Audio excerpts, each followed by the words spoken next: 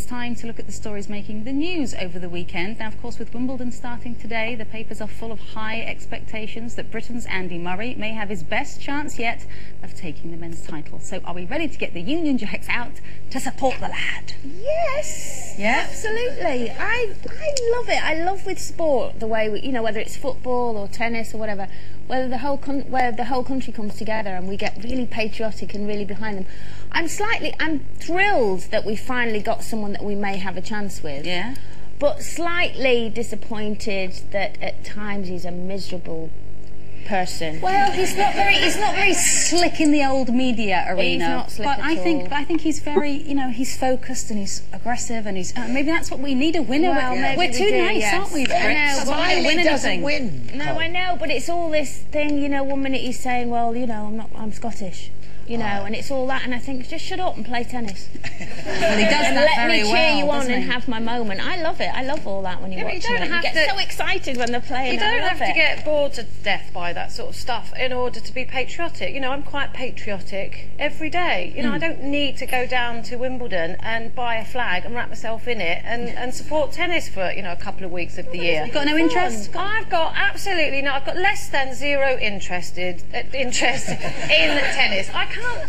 I'm bored already with it. It's every day. I know, I'm sorry, but I just don't like tennis. Maybe I because just I can't think play. it's a shame. Yes, all right.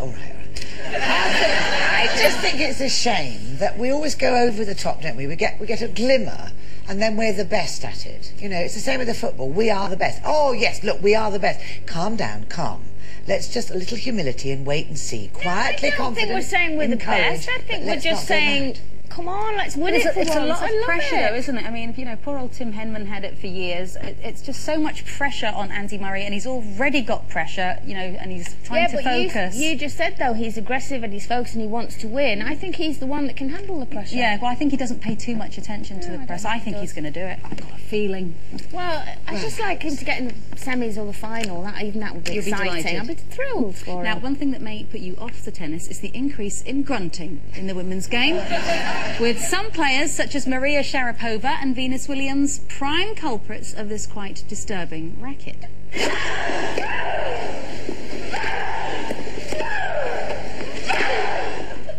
That sounds like it's off of Rude Tube, doesn't it? Should they be banned from grunting? Is that not good sportsmanship? I can't bear it. I don't think there's any need for it. I don't care what they say. You know, you never heard Chris Evert or any of them or any of the males. Billie Jean King, any of them. They didn't have to grunt. They were just brilliant tennis players. And it absolutely drives me insane. I want to go out there and hit them with the tennis racket and go, stop it. Also, maybe they didn't have such good microphones then. You know, maybe they were grunting, but you just couldn't hear it. No. And what about ridiculous? And it's like, who outgrunts the next one? Other sports people grunt, and they're allowed to grunt. Like, you know, bodybuilders lifting big weights, they're allowed to scream and make a horrible noise.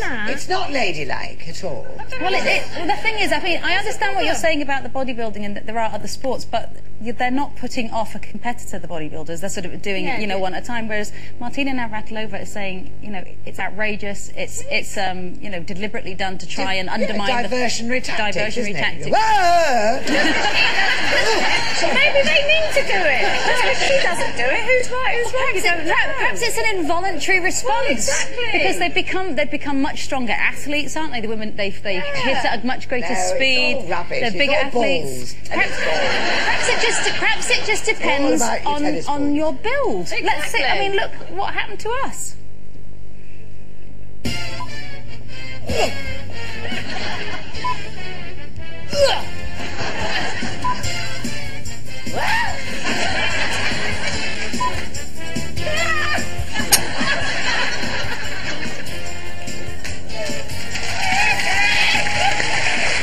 We'll be revealing later in the show. We're actually going to measure the decibel level or whatever and see which one of us is the biggest grunter. Oh, okay, good. Now, ladies, I have the results of the grunt-off, the gruntometer results. In 4th place, and quietest, was me. In 3rd place was our Cole. 2nd loudest was that madwoman at the end. But by far the biggest screamer, Carol McGiffin!